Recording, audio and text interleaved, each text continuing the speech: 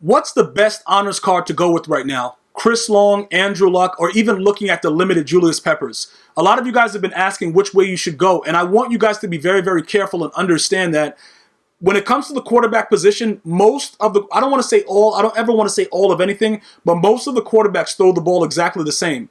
So they're going to overthrow the ball. They're going to throw it into space when guys are wide open. Things like that are going to happen regardless. It's all about having fun within the game and using the player for their namesake. I don't think that Chris Long is anyone that you should really pursue, primarily because most of us, already have Khalil Mack. Julius Peppers, though, he's a guy that if you get at the right price can absolutely change your defense. And I'm going to tell you why right now.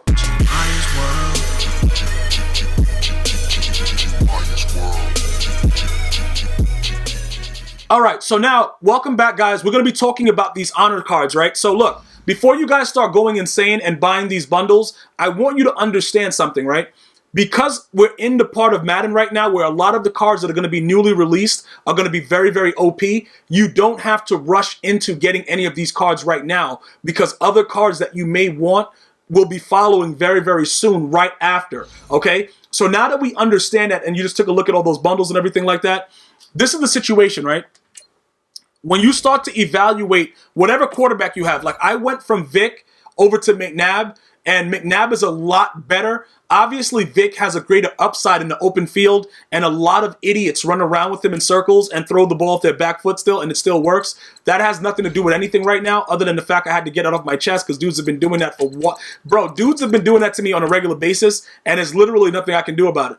And I'm to the point right now where it's like, all right, bro, I've had enough of this. But that's neither here nor there. This is the situation. I wanted to show you guys what I'm talking about.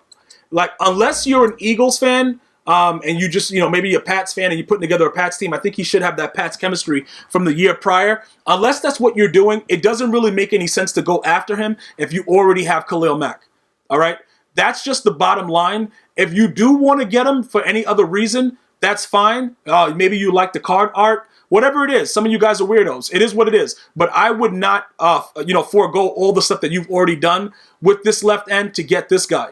Now, with Julius Peppers, it's different because Julius Peppers is not going to be playing the left end position. He's going to be my user linebacker. So that's different in case you guys already wanted to start asking that question before I got to it. All right, so if you don't have a left end and you're currently looking, he has very, very beautiful stats. All right, his finesse move obviously overtakes Khalil Mack, so he's a dual threat. He's similar to like a Joey Bosa. So you could probably work that with the power move, the finesse move, and his block shed. It's, he's already getting above the 90, so he can get out of my way chem, which is a necessity for all of your linemen. So in that regard, he's good for you if you don't have a left end that you currently are using, and he's decent for you. If you do already have a Khalil Mack or somebody else like that, it would not make sense financially to downgrade him to go after Chris Long when within another couple of weeks maybe Khalil Mack is probably going to get a card as well. All right, so that's for Long. Now we're going to go over to Luck. Same L, different guy. All right, so we're going to go Luck. And we're going to go over to Andrew Luck right here. And when you look at this card, right, his card overall, stat-wise and everything like that, very, very beautiful. It reminds me a little bit of Otto Graham, but what happens is some way or another, EA is going to do you dirty, right? And a guy's going to be wide open. You're going to throw the ball there. He's going to throw it to the concession stand. He's going to hit the hot dog guy in the eye socket, and it's just going to be a nightmare from that point on. That's what I don't want for you guys. This is what I'm trying to explain. When you guys are looking for a quarterback, if you just want to try him out to have gameplay or whatever, go for it. It's fine. But just do it fast and sell him back before his price plummets because there's nothing really spectacular about his card. And one of the biggest issues that you guys know when you're running in the open field, the thing that I like about Donovan Mcnabb is that he's naturally at a 92 spin move. So regardless of all the blue upgrades, he's already there. So when he's in the open field, you're not getting him 92 with the juke and the spin. He's fine. And then he has very, very good passing stats as well. So when you evaluate the card, it's like, what am I really doing here? Other than to throw short, which is like whatever, it doesn't really matter. So if you have a Donovan McNabb, that's fine. If you have a Michael Vick and you're raging about it, but you don't want to get rid of him because you love the speed, Maybe it's time for you to make a change. It took me a while too, but I realized he sucks in the game, bro. Look, you have to be a complete psychopath to do well with Vic, because you got to be willing to run around backwards and then just throw the ball with your eye sockets not in your head. You have to be able to do that. Nobody really wins games with Vic playing like a logical person. And if you do, you're a bigger idiot than I thought. You have to be a psychopath to run around with Vic, and it is what it is. Now, finally, we get to Peppers. All right, so now he does have a power-up, but he's very, very expensive right now. So what does that mean? What it means is you're going to have to wait it out to see ultimately what goes on with it, because you don't want to spend you don't want to overspend with the situation.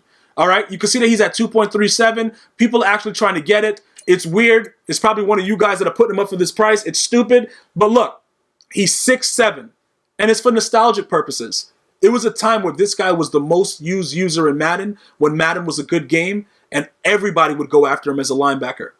Things have changed. Now, dudes come out, they throw the ball right through your body, your neck, everything, bro.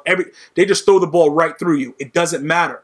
But for me, he means a lot more to the game of me just trying to figure out what is going on in it.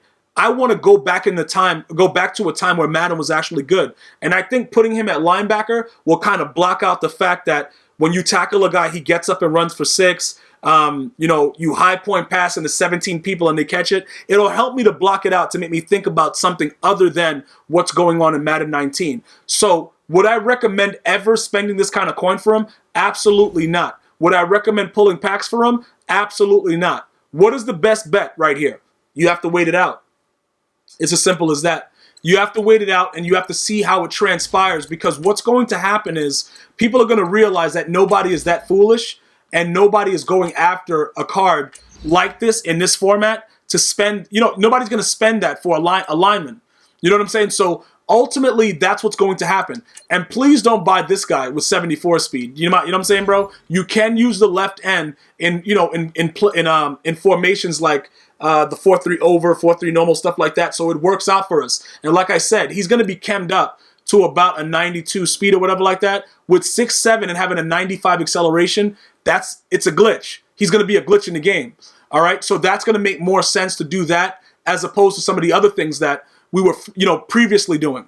So I just want to point that stuff out so that, nobody is like, doing some wild situations. That's probably going to be your best bet in that situation. Now, going forward with it, how do you want to proceed, right? You're probably like, yo, if he's this expensive right now, when do you see him coming down? That's a very, very good question. It could happen today. It could happen tomorrow. What I'm telling you right now is you do not want to spend this kind of coin on this card, because what's going to happen is after you buy it, when you go to use it for like a couple games and say you want to give it back because you want to just use it to test them out, his price is going to be very, very lower than what it once was. So you don't want to do that. The most that I would spend on him is probably like 1 million coins. You know what I'm saying? Because he would probably be that dude for me for a while. And regardless, he's a limited card, so you still maintain value with him. So it wouldn't be that hard to get rid of him. You're going to lose, if you buy him at 1 million, because there's no way it's going to stay. Like, nobody's going to be buying him for 1 million in a couple days. Like, it's not going to be happening. Like, it doesn't.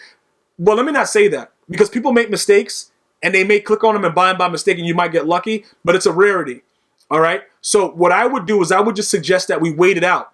But ultimately, some of you guys are going to be asking, how am I actually going to be using him in my lineup? And I just told you guys previously, what I'm going to be doing is I'm going to be using him at the linebacker position. So I'm going to come out in 4-3 of whatever. All right. I'm going to sub him in at the linebacker, and I'm going to manipulate the way that I have the rest of my team going. And I'm going to put together a very, very good defense. That's what I'm going to be doing.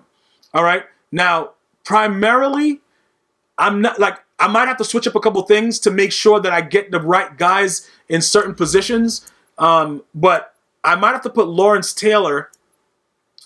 on the D line again. I'm going to switch it up, guys. I'm going to give you guys a lineup. If you guys want the lineup that I'm going to be using out of the 4-3, just write lineup in the comments once I get Julius Peppers, because I have to wait to get him. Once I get him at a reasonable price, I'm going to show you guys how I'm going to manipulate my D line and everything like that and get them going. I'm going to show you guys everything that you need to see, and we're going to be rocking and rolling like nobody's business. All right, just so that you guys are on the same page. I want you guys to be well aware of everything that I'm going to be doing. But that's probably what's going to be happening. All right. if you're able to get Julius Peppers right now, and you have Khalil Mack also, it doesn't matter. Just make sure that you put him at the left end, and you put the right chems on him, and then sub him in the game. Make sure that you understand that that's that's an integral part about doing it. Don't put him in at a linebacker position where his chems won't work, where it won't actually be on him. Just put him in the game. Make sure that that he's suitable, and that you see that the chems are not X'd out, and then jump into a game and do what you have to do. All right.